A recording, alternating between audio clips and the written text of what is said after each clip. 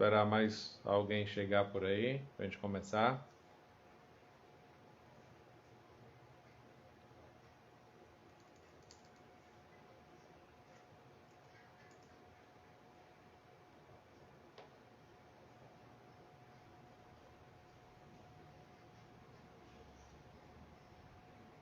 Guerreiro Amorim, boa noite.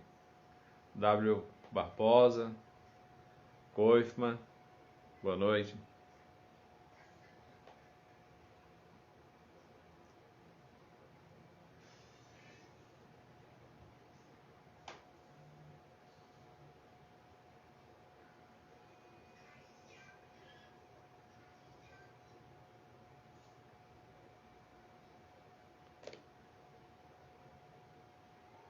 Esperando chegar um pouquinho mais. Esperar ser avisado aqui pelo Instagram. Estou ao vivo. Um momentinho só.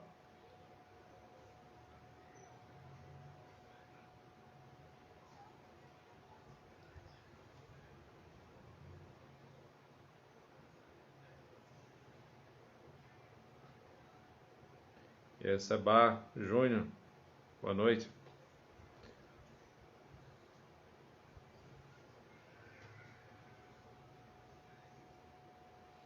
Vocês estão me ouvindo aí? Helena Caraza. Pessoal, hoje é 8 de janeiro de 2024. Nós estamos aqui há um ano daquele evento que aconteceu lá em Brasília, que está sendo noticiado como atos antidemocráticos, ato que tentou abolir o poder democrático através da força, tentativa de golpe e outras coisas mais, né? Que a gente vai fazer algumas introduções aqui e também fazer alguns questionamentos. Não vamos aqui polemizar muito, porque hoje nós tivemos os ministros do Supremo Tribunal Federal se manifestando sobre esse vencimento da democracia sobre os atos antidemocráticos. Inclusive foi inaugurado também uma galeria lá em Brasília, nessa data, comemorando que a democracia venceu. Aí nós podemos ficar pensando aqui o que é democracia e quem que venceu o quê e o que foi que aconteceu. Será que as pessoas que aqui estão assistindo são a favor dos atos que ocorreram no dia 8 de janeiro de 2023 em Brasília, aquele quebra-quebra? Será que foi realmente uma tentativa de golpe? As pessoas que lá estavam lideradas por alguém? Tinham um líder para negociar quais eram as tratativas do golpe? As pessoas estavam armadas para reivindicar sobre o golpe? Tem alguns questionamentos. Vocês podem também participar aqui questionando, fique à vontade que eu vou tentar responder. Se você concorda ou não concorda com o que está sendo chamado como ato antidemocrático. Eu questiono também o rito qual está sendo dado ao processo criminal, aos processos criminais que estão apurando a conduta dos envolvidos nos atos antidemocráticos. Será que as ações que foram impetradas por aquelas pessoas que lá estavam, se enquadram realmente na tentativa de golpe? Será que todas as pessoas que estavam lá eram vândalos? Aquelas pessoas que ficaram em frente ao quartel, que não saíram para quebrar os órgãos, as instituições, o Palácio do Planalto, o Congresso Nacional e o Supremo Tribunal Federal. As pessoas que não chegaram sequer a entrar, elas podem ser penalizadas? São golpistas? Independente da linha política que seja adotada, independente de qualquer pensamento contrário, a gente tem que saber que a democracia é o povo no poder. O povo quem governa, através dos seus representantes. Isso é bem verdade.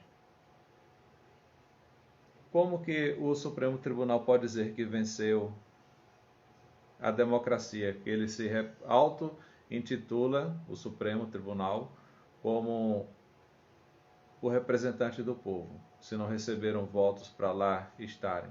Foram nomeados por políticos que receberam votos. No entanto, o político que recebeu o voto, ele tem mandato certo e termina ao fim de 4 anos, caso não seja reeleito. Mas o ministro do Supremo Tribunal, ele é vitalício.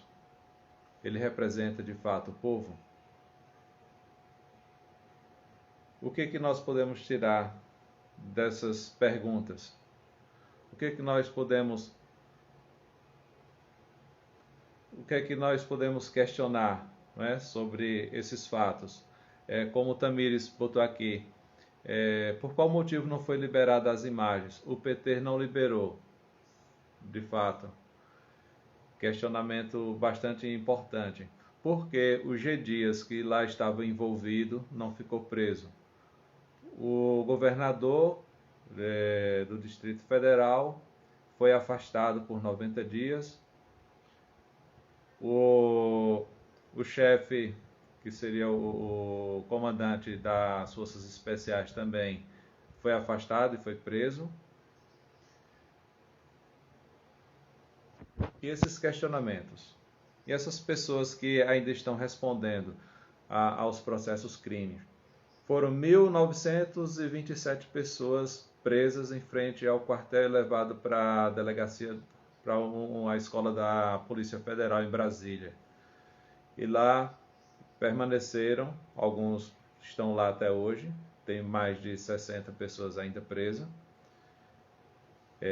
30 processos julgados. Como que nós vamos nos comportar daqui para frente? Será que estamos vivendo realmente na democracia? Eleições municipais se aproximam. Será que nós temos convicção que estamos escolhendo realmente as pessoas que nós queremos? Será que tem alguém escolhendo por nós? Posso perguntar, e a urna eletrônica, ela é confiável mesmo? Porque o TSE ele diz o seguinte: antes de ser levada para a votação, as urnas são submetidas a testes para ver se há violabilidade ou se ela é inviolável. E quando detectada que ela foi violada, se um hacker conseguiu atingir, imediatamente os técnicos do TSE fazem uma manobra para combater aquela violação. É engraçado, é interessante e deixa a gente pensar. Se os hackers, na hora que estão fazendo as avaliações lá, conseguem entrar na urna, e por que dizer que a urna é inviolável? Por qual motivo o voto não é impresso? São questionamentos que ficam à deriva e tenho certeza que tem muita gente que não quer responder. Sabe da resposta, mas não quer responder, porque fere o ego de muitas pessoas e talvez quebre um sistema que esse sistema é muito poderoso e ele domina a tudo e a todos.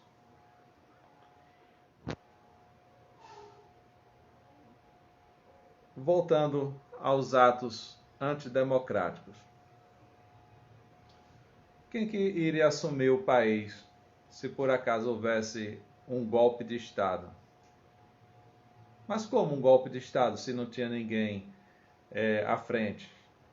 Como um golpe de Estado se não tinha organização nenhuma? Aquilo que aconteceu em Brasília nada mais foi... Boa noite, Naí. Nada mais foi do que pessoas que, insatisfeitas, se encontravam com o sistema e, a partir daquele momento que ali estavam em Brasília, resolveram dar uma demonstração da sua revolta e chegaram até os poderes, sendo que o Estado, sabendo, através do seu serviço de inteligência, que essas pessoas iriam persistir por muito tempo nas ruas e na frente dos quartéis, o que aconteceu? O atual presidente, ele é muito esperto, muito inteligente, ele deu um jeito de acabar com aquela revolta do povo. E é tanto que as pessoas, ao entrar nos órgãos em Brasília, não encontraram resistência alguma. Entraram lá e foram recebidos pelo Exército, pelas forças especiais, e até água estava sendo servida lá. Tem algumas imagens que vazaram aí na mídia e as pessoas tomaram conhecimento de que houve uma conivência muito grande. A tropa ela recuou, foi no dia anterior dispensado a guarda que fica lá no Palácio do Planalto. O G. Dias estava lá dentro.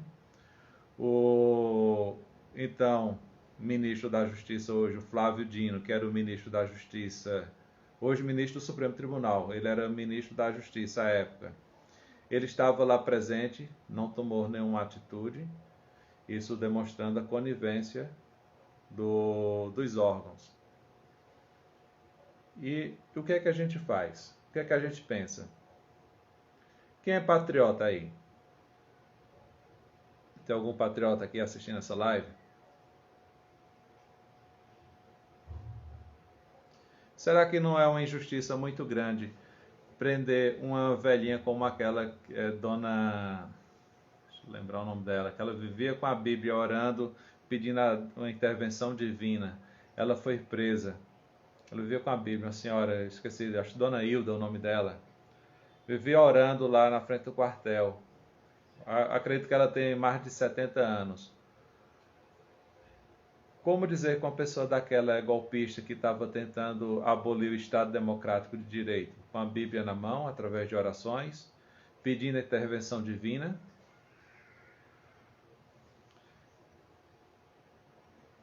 É uma data que hoje não deve ser esquecida. Na verdade, hoje nem nunca deve ser esquecida. Quando alguns dizem que é uma data 8 de janeiro, é uma data que é quando a democracia venceu, mas se a democracia venceu, então o povo decidiu. E decidiu o quê? O que foi que o povo decidiu? Ou a democracia é feita através de uma única pessoa? O que foi que o nosso ilustre ministro do Supremo Tribunal Federal, que hoje é o presidente do TSE, falou em entrevista dada à Rede Nacional de Televisão, eu não vou dizer o nome aqui, disse que estava sendo planejado pela ABIN, pelas Forças Especiais, o seu sequestro e até a execução do mesmo em praça pública ou desaparecimento do corpo entre Brasília e Goiânia. Uma pessoa que é vítima, ela pode investigar, decidir no processo, julgar e condenar? Será que nós estamos voltando aos tempos de que a justiça era feita pelas próprias mãos, privada. Nós sabemos que no início antes do Estado tomar essa proporção toda, quando existia uma briga, o homem era quem tinha que resolver o caso. Ele ia atrás para tentar resolver aquilo ali. Quando ele não conseguia, quem ia resolver era a família. Quando a família não conseguia resolver o problema, que era grande, se chamava a comunidade ia para resolver. Quando a comunidade não conseguia dar cabo daquela tarefa, então ia-se até o Estado e pedir a tutela, geralmente a tutela do rei. Era quando o Estado, ele... Boa noite, Márcio. Então, era quando o Estado ele tomava a atitude de resolver aquela bronca que foi gerada lá no começo, mas quando fugia a todas as mãos para resolver aquele problema, é quando o Estado entrava. Hoje nós sabemos que o Estado está muito grande, o Estado ele cresceu demais e ele está pegando causas pequenas e causas muito grandes. E não está conseguindo, pelo número de causas, resolver tanto as pequenas quanto as grandes. Sem contar com, a falta de vontade do próprio Estado em resolver. Hoje nós sabemos também que está sendo veiculado bastante que o caso de Marielle está prestes a ser esclarecido. Depois de 5 anos ficou parado e não conseguiu ser resolvido até então. E após ser tomado posse agora, né, pelo novo presidente da República, e os seus ministros resolveram que iriam esclarecer, que era uma questão de honra esclarecer aquele crime lá que até então não tinha sido elucidado. E o que é que nós pensamos? O Estado está com vontade de resolver os problemas do país? Será que nós estamos preparados para sermos nominados de patriota ou somos patriotários? Ou nem uma coisa nem outra? Porque, na verdade, independente do que você se autonomine, se é patriota, se não é, se você é de direita ou de esquerda, para o sistema não tem importância nenhuma. Nós temos que fazer o nosso próprio trabalho, levar em consideração todo o nosso conhecimento, toda a nossa estrutura social, para trabalharmos pelo bem comum de todos. Porque se ficar esperando pelo governo, o governo não vai fazer nada. Pode ter certeza que no primeiro momento que o governo possa aumentar o imposto para tirar mais o seu dinheiro, ele vai fazer. No primeiro momento que ele puder aumentar a gasolina, ele aumenta. Aumentar a cesta básica, aumenta. Se for para arrecadar, ele não está nem aí. Muitas pessoas chegam ao poder através de várias promessas. E ao entrar no poder, todas as promessas são quebradas, são esquecidas, são jogadas bem distante daqueles acordos que eles tinham feito. E a gente sabe que a cada dia que passa a coisa está ficando pior. Não digo questão política, não vou falar porque o atual governo, se ele é bom ou se ele é ruim. Eu estou falando que o povo, lamentavelmente, está esquecendo a moral e os bons costumes. E a gente tem que estar praticando no dia a dia.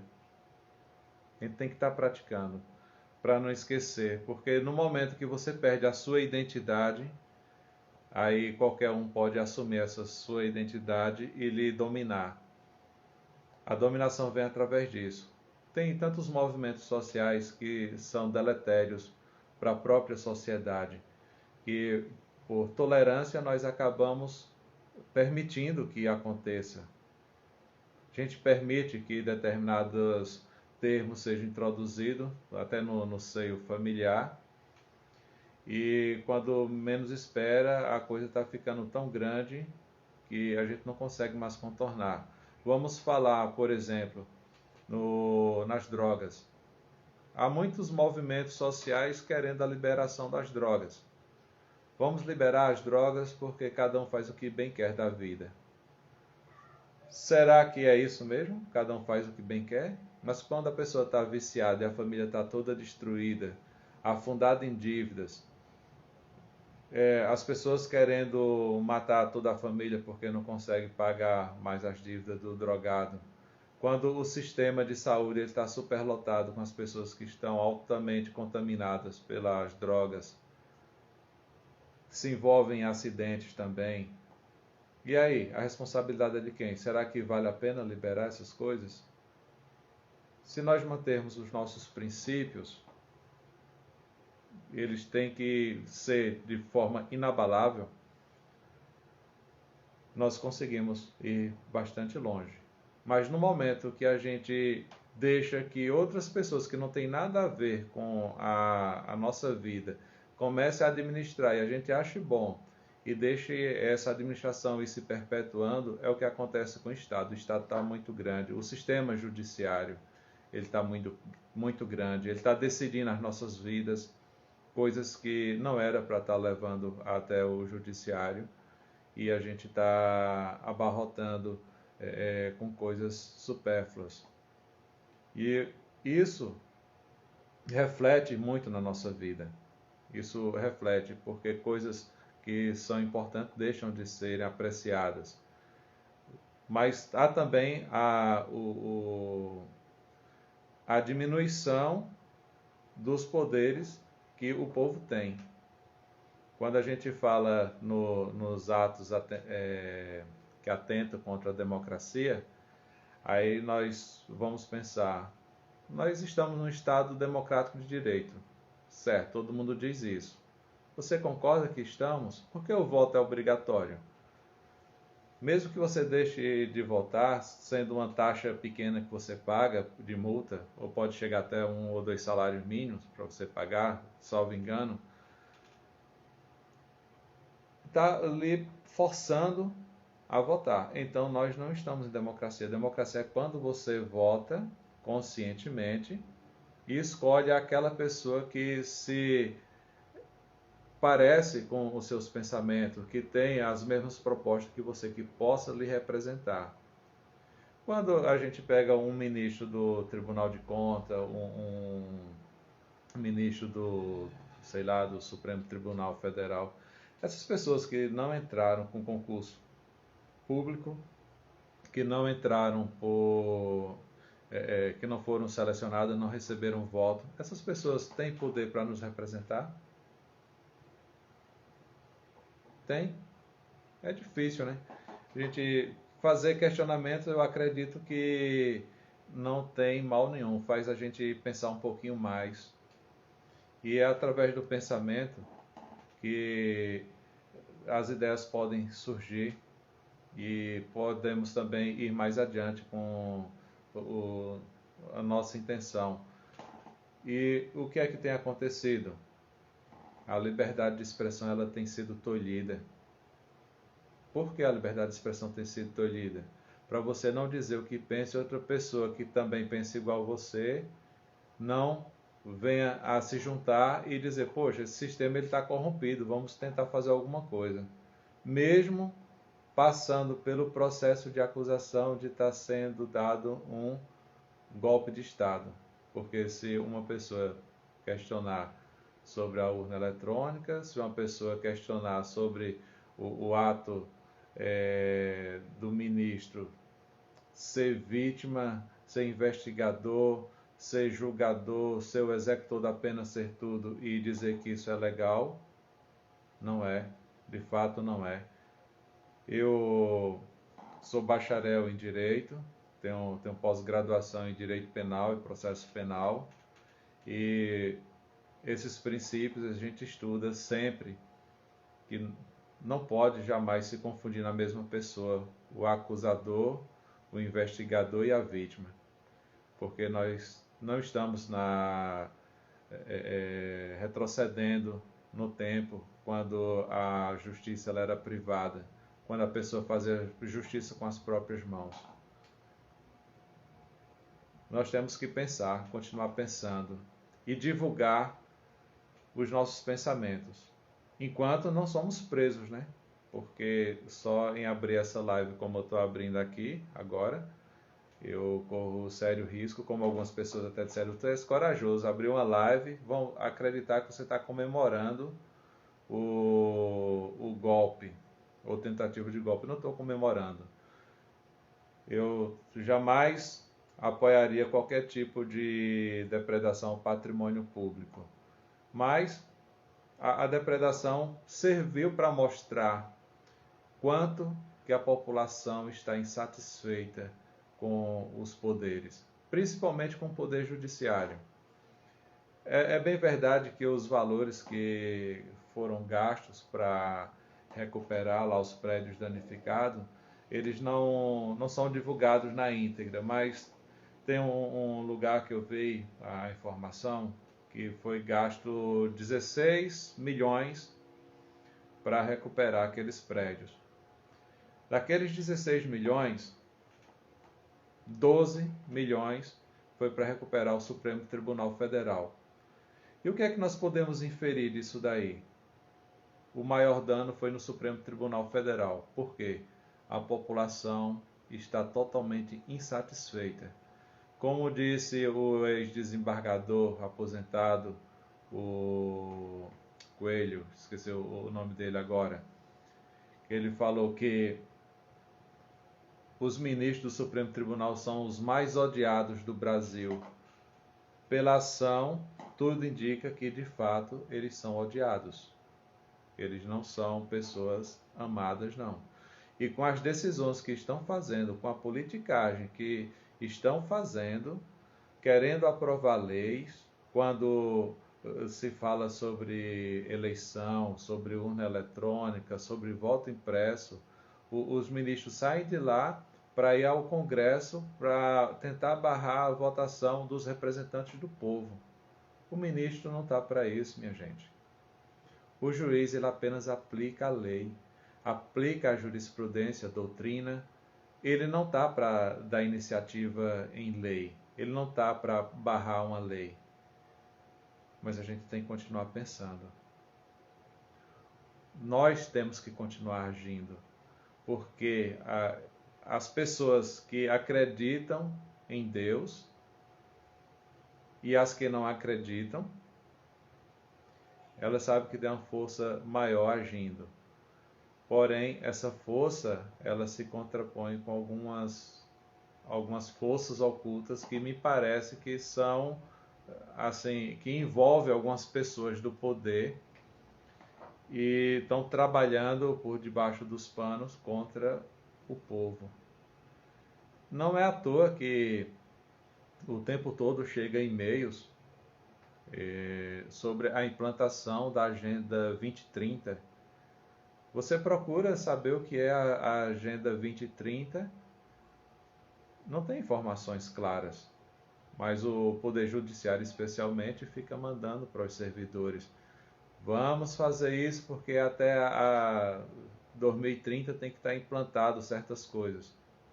E por que tão obscuro? Por que não se fala o que está acontecendo? Por que não tem claridade, não tem clareza nas coisas? Será que o povo está andando para um buraco sem saber? O que será que está acontecendo no mundo? Essas guerras que estão acontecendo, aquelas pessoas que estão morrendo lá em Israel, ali na faixa de Gaza, aquela guerra que está acontecendo lá, tem alguma coisa a ver? A guerra da Ucrânia com a Rússia, tem alguma coisa a ver com essas agendas? Porque também o dono do Facebook está construindo um bunker que ninguém consegue, com bomba nenhuma consegue penetrar lá no bunker. Elon Musk. Dizem que até o nosso jogador Neymar está construindo um bunker. Tem alguma coisa acontecendo, não tem não? E as pessoas só preocupadas com política, na verdade com politicagem, né? porque política seria a política das próprias pessoas tentando vencer na vida. Isso é o tipo de política que a gente pode fazer, é trabalhar pela sua família, instruir nos princípios. Eu acredito em Deus, sou cristão, os princípios do cristianismo, ele pode salvar muitas pessoas das drogas, pode elevar um padrão moral da sociedade, para que tenhamos mais paz, para que possamos vencer, ter trabalho digno, não precisar pegar nada de ninguém. E eu acredito que ser patriota é isso. E não a pessoa que é injustiçada, que se diz, porque é patriota, o camarada já associa alguém de direita que é um bolsonarista. Algumas pessoas, quando escutam eu dizer que eu sou um patriota, me chamam de bolsonarista. Essa pecha não me cabe, porque apesar de reconhecer que Bolsonaro tem suas qualidades, assim como Lula tem suas qualidades também, tem pessoas que gostam dele, eu não sou bolsonarista, não sou lulista. Eu sou um cristão. Eu sigo os princípios de Cristo. A minha religião é Jesus Cristo. O meu partido é o Brasil. Eu não tenho partido político para defender com a minha vida, mas se for para morrer pelo Brasil, eu morro pelo Brasil, eu morro pela minha nação, eu morro pela minha família, eu morro por Cristo. Então, é vivendo e morrendo que a gente vai aprendendo, né? E é desse jeito que eu penso. Vocês podem fazer alguma pergunta aí, pessoal. Estou fazendo uns questionamentos aqui só para a gente pensar, mas é a partir dessas coisas que a gente começa a ir clareando a mente. Por que que a mídia fala certas coisas e a gente acaba acreditando no que ela está falando? A gente não pode questionar. Essa semana, eu conversando com uma amiga, que ela é da área de saúde, ela falou que a Covid está voltando e está pegando muita gente, tem muita gente internada, e eu sei que está mesmo. Aí ela disse, também o pessoal não usa máscara. Aí eu olhei para ela e disse, mas máscara empata que a pessoa pegue Covid? Não empata, mas assim, aí ficou sem saber o que dizer. Aí daqui a pouco disse, mas pode dificultar um pouquinho. Aí eu falei, pelo que eu acho, se nem a vacina está evitando que você pegue Covid, uma máscara não vai resolver a situação. Nós estamos acreditando no que é passado através da mídia e nós estamos perdendo a nossa capacidade de raciocínio. E através desse tipo de conversa que a gente está tendo aqui, a gente começa a despertar o pensamento. Não aceitar qualquer coisa que traz para você. É tão importante quando alguém diz alguma história qualquer e você pergunta, mas por que isso? Tanto ajuda você a botar na sua cabeça, como também você começa a mover algumas engrenagens do seu cérebro para poder questionar e a outra pessoa melhorar também nos seus argumentos para responder melhor. Isso faz com que uma rede social comece a pensar e o pensamento ele não pode ficar na cabeça só de certas pessoas. O pensamento ele tem que ser expandido, a gente tem que crescer. Por que que tem civilizações aí que passam anos e anos sem conseguir sair do lugar? Porque hoje a gente está com o advento da internet, que está no mundo todo praticamente, mas tem países que ele é tolhido, você não pode ter acesso à informação. No Brasil nós ainda temos acesso à informação. Nós conseguimos pesquisar o que nós quisermos. Nós podemos dizer ainda algumas coisas, é bem verdade que a rede social nos bloqueia quando você fala algumas palavras, mas nós ainda podemos dizer muita coisa, nós ainda podemos pensar. Eu sei que o Janot, que era o procurador, era o chefe do Ministério Público, Ele foi preso porque ele pensou em matar um ministro do Supremo Tribunal. Aliás, ele não foi preso, ele perdeu a arma. Teve uma busca e apreensão lá na casa dele e levaram a arma dele porque ele pensou. Na entrevista dada pelo nosso ministro Alexandre, o ministro do Supremo Tribunal, ele disse que houve uma tentativa de planejar o sequestro dele. Pessoal, tentativa de crime é punido.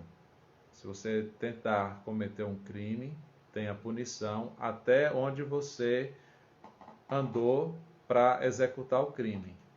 No entanto, uma tentativa de planejamento não tem condições. Você nem planejou, você está tentando planejar.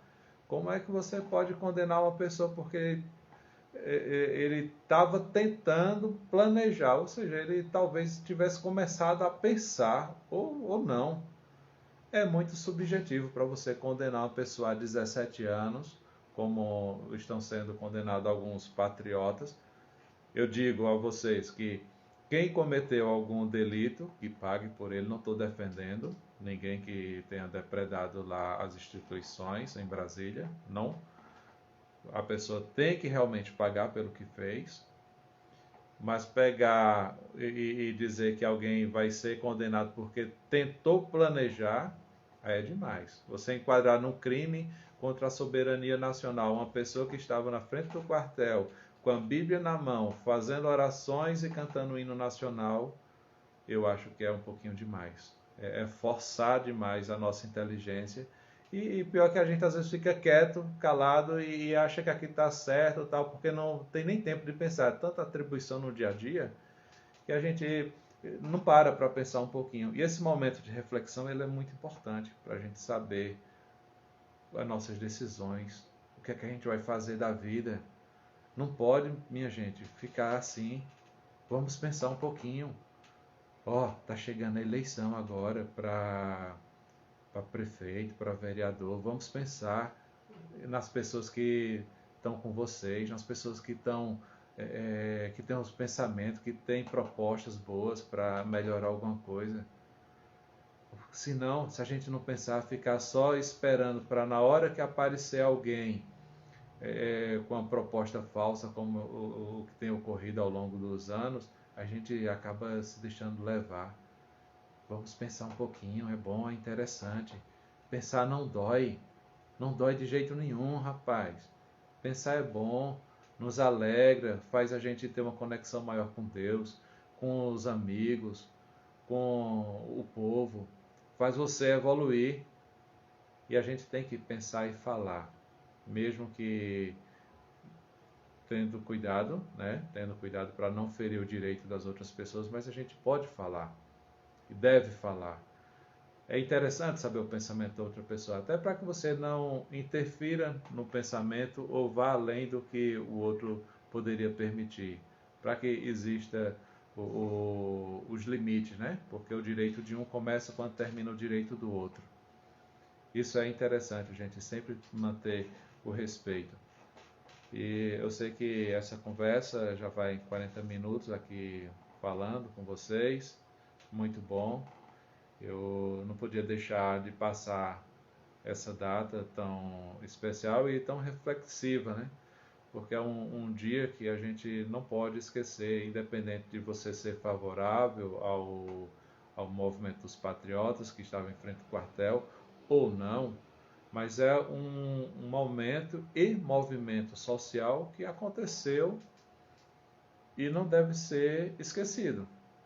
Seja lembrado de qual forma for, mas deve ser, assim, ter em conta que a sociedade não está 100% satisfeita com o que vem acontecendo no país e através desse tipo de movimento que pode ser mudado as coisas, porque os representantes que estão em Brasília, que estão nas capitais, estão nos estados, nos municípios, são essas pessoas que nos representam.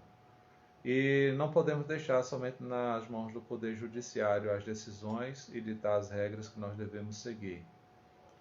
Eu peço a Deus que nos dê bastante discernimento, nos dê muita luz, para que tenhamos sempre o, o melhor pensamento, a melhor nitidez para agirmos e que assim nós tomemos nossas melhores decisões quanto às coisas que estão por vir. Ainda aproveitando que nós estamos no início do ano, tem muita coisa para ser feita durante o ano. Desejo a todos vocês que este ano seja próspero. Vamos trabalhar mais do que trabalhamos em 2023 para 2025 ser um estouro na nossa vida, ser tudo de bom. E vamos continuar aí, tá certo? Um forte abraço a todos. Agradeço de coração por vocês estarem aqui comigo e vamos continuar refletindo. E quem quiser interagir, pode mandar no direct aqui, pode mandar perguntas, pode ficar à vontade, tá certo? Um forte abraço, foi muito bom estar com vocês. Tchau.